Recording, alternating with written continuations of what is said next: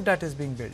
And in his interview, the journalist pointed out and cited assessments by international rights groups, including Human Rights Watch, which had described 2001-2006 period when BNP and Jamaat-e-Islami were in power as a dangerous time for minorities in Bangladesh.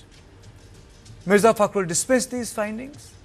On leadership, Mirza Fakhrul strongly defended Tarique Rahman, dismissing more than 80 cases against him, most of them corruption-related, as a politically motivated. He claimed that none of the allegations against Tarique Rahman have been proven. Responding to the accusation of extortion, violence and criminal activity involving BNP grassroots workers, Mirza Fakhrul stopped short of accepting institutional leadership responsibility. On the other hand, the BNP election manifesto lays out an ambitious political reset. At the core of the document is the proposal for Constitutional Reform Commission to review rollback what the BNP describes as undemocratic amendments, including restoring provisions for referendums. On elections, the BNP promises the return of the non-partisan caretaker government, a restructured election commission and a complete shift back to the paper ballot. Rejecting electronic voting machines. On rights and governance, the BNP pledges the repeal of Digital Security Act, Special Powers Act, formation of independent media and judicial commissions, and zero tolerance for corruption, including a white paper on money laundering. The party makes tall promises of full religious freedom with constitutional protection for minority communities. The contrast between BNP's right-focused manifesto and the stance taken by Mirza Fakhrul in the public interviews has sharpened questions of the party's credibility. While the document promises protection for minorities and inclusive governance, Fakhrul's decision to deflect allegations of past communal violence by blaming the Indian media and dismissing international assessment has left concerns over unaccountability unresolved. On this issue, I am joined by Ambassador Veena Sikri, former High Commissioner of India to Bangladesh, and Salahuddin Shoaib Chaudhry, editor Blitz. Ambassador Sikri, this jewel which has been dropped by Mr. Fakhrul Islam, saying that Bangladesh doesn't need to be a secular country. What does it mean? Well, quite clearly, the Bangladesh Nationalist Party, the BNP, is following the Jamaat-e-Islami on this one. They have given up secularism. There is no word on so-called constitutional protection for the minorities. It just said that everybody will have the right to worship, but there is no protection for the minorities at all. So, in fact, it is very disappointing that that this clause has been removed, and specifically removed. Actually, the BNP manifesto specifically says that doesn't mention secularism at all, and clearly indicating that they don't want that word to be there. So this is actually the unique feature of Bangladesh, has been its commitment to secularism, to democracy, to nationalism, social justice. But all these four pillars of the 1972 constitution have got short shrift here. Of course, on this whole business of the referendum, the Constitutional Reforms Commission, it's a very strange position that the BNP has taken, because they're talking about a constitutional reforms position, but they haven't talked about the referendum. That means, because according to the Yunus regime, the Constitutional Reforms Commission has already done its work. They already have a July Charter.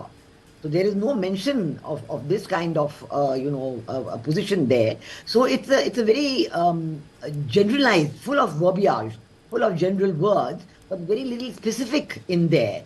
And the whole question about the violence of the last 18 months, and in fact we know the minorities in many cases blame the BNP for the attacks on the minorities, because the Jamaat-e-Islami was very astute. They kept themselves in the background, although in many villages the minorities blame the Jamaat also. But the point is that the BNP has got the brunt of the blame for this. And he's talking about upper house will be proposed, but all this is already there in the referendum and the July Charter. So it's a little strange. I mean, is he accepting the July Charter? Is he saying a yes vote for the referendum? Because he hasn't mentioned the referendum, he hasn't mentioned no vote or yes vote. But he talks about many of the issues which are there, like an upper house of parliament and, the kind of issues. Madam, I'm actually more, more focused on the word he used, that the Bangladesh doesn't need to be secular. So, do you think, Shoaib, that it's going to be dropped if BNP comes to power, Jamaat comes to power? And what happens to the Bengali identity? Do you think that it has been overrun by the religious identity now? Thank you very much, Mr. Sharma. One of the core principles of the foundation of Bangladesh is secularism. BNP, Jamaat Islami and the Islamists, they don't believe in secularism.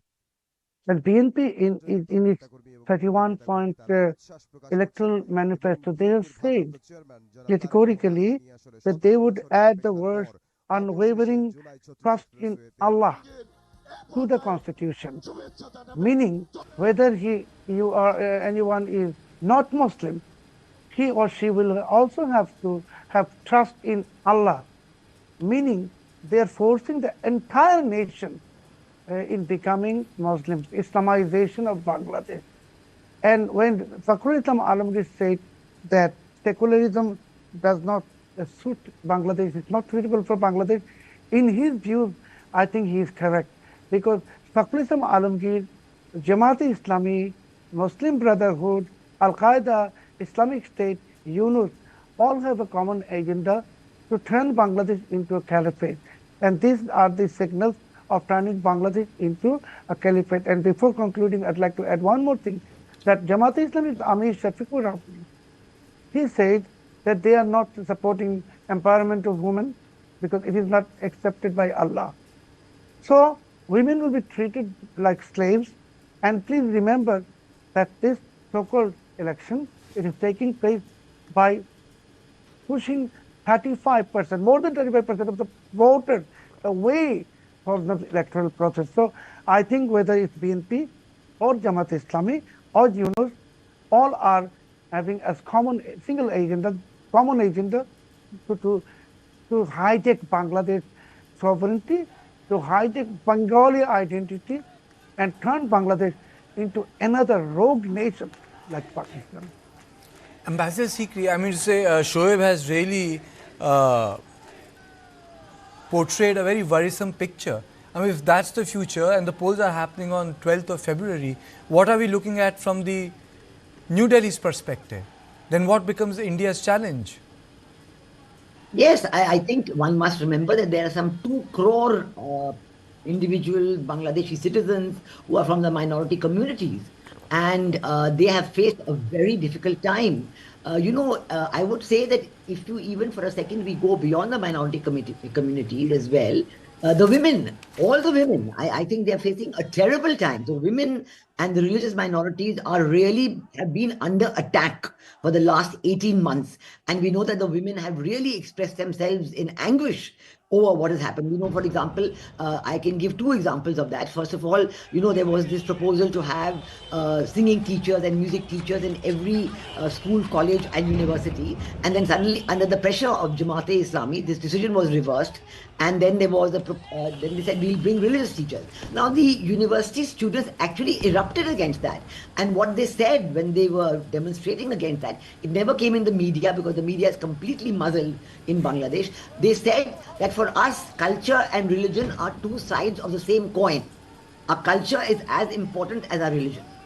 So, culture, language, music, dance is very important. No, on this, let me ask Shoaib. Shoaib, where do you draw your courage? How do you draw your courage? Where do you draw your courage when you speak the truth on an Indian channel? I admire your forthrightness. No, you see, when a journalist speaks the truth to any illegitimate regime, he or she becomes dangerous. Yunus is afraid of me. I am not afraid of Yunus. But one more thing, very important. Today, Fakhrul Islam Alamgir is saying secularism is not suitable for Bangladesh. Take my words for granted. Tomorrow they will say democracy is not suitable for Bangladesh. They will say human rights is not suitable for Bangladesh. They have touched the first phase, secularism. Then they will go for human rights. Then they will go for democracy. So this is a process of Islamization of Bangladesh. Bangladesh is going to become a caliphate. And 12th February is so-called election. It's a drama. It's an absolute drama to fool the entire world. But I can also tell that at the end of the day, you will see, I will see, Her Excellency will see, whatever is the election result, BNP, Jamaat, Islamists, Yunus, all together will form a national government, and they will place Yunus into the position of president, and he will become the supreme leader, and others, including the BNP leaders and Jamaat leaders, they will be a parliament like North Korea or Iran. Bangladesh really is at the age of, I mean, Bangladesh, very existence is in, I mean, how to say, I cannot even utter this word. My country's existence is in life support. Ambassador Sikri, when you were posted in Dhaka, I really want to know, ask this question to you. Did you ever feel this deep shift in the Bangladeshi society towards radicalization when you were there as a High Commissioner?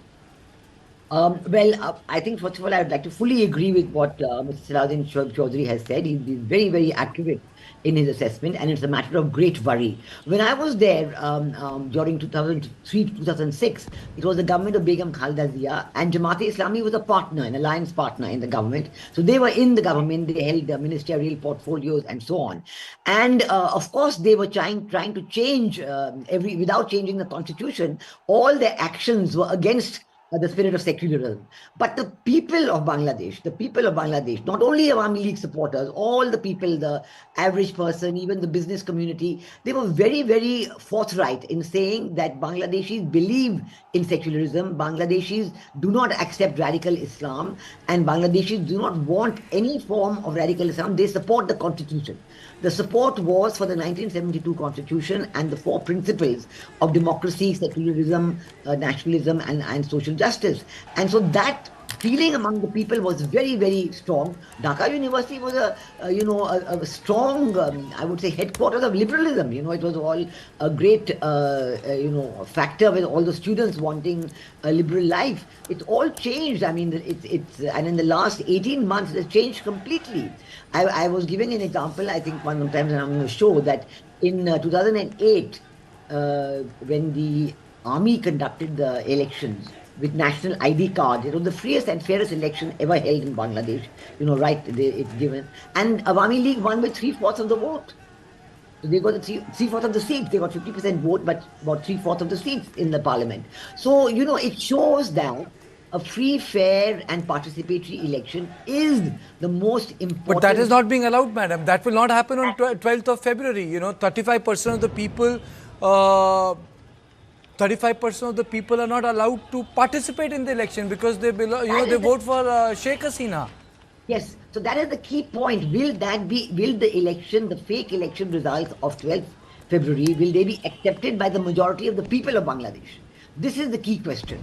Because the point is that they're trying to debar, as you said, a substantial portion, 40-50% at least, because Awami League has currently a no vote campaign, and they are following that vigorously. In addition to that, there are a number of people who, may not be supporters of Awami League, but they support the 1972 constitution, and they too will probably not go to vote. Okay. The party themselves. So will the majority of the people support or accept the election results? Okay. This is the question. Okay, so Shoaib, do you think that Awami League has the chance to make a comeback? Do they have a chance to make a comeback?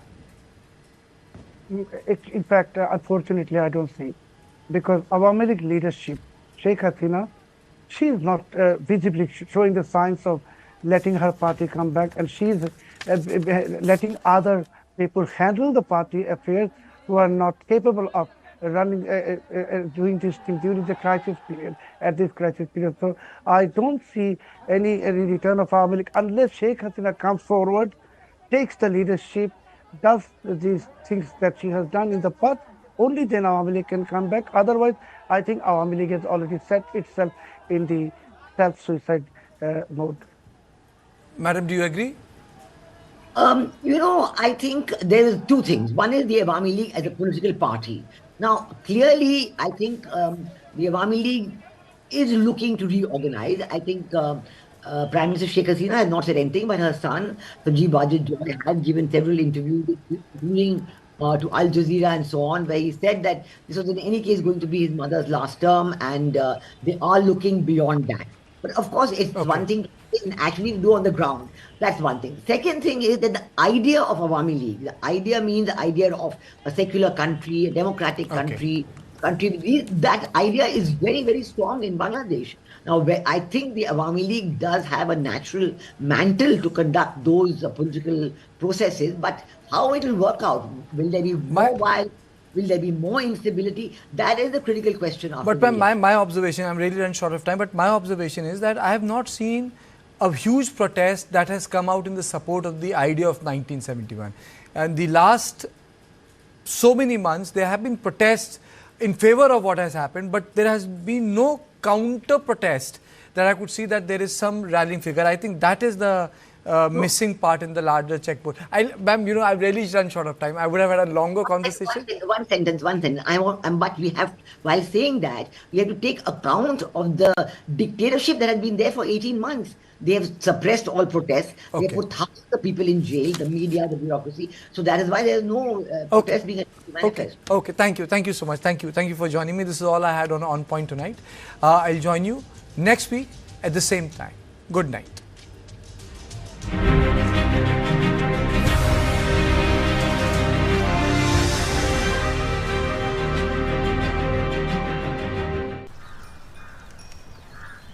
Papa?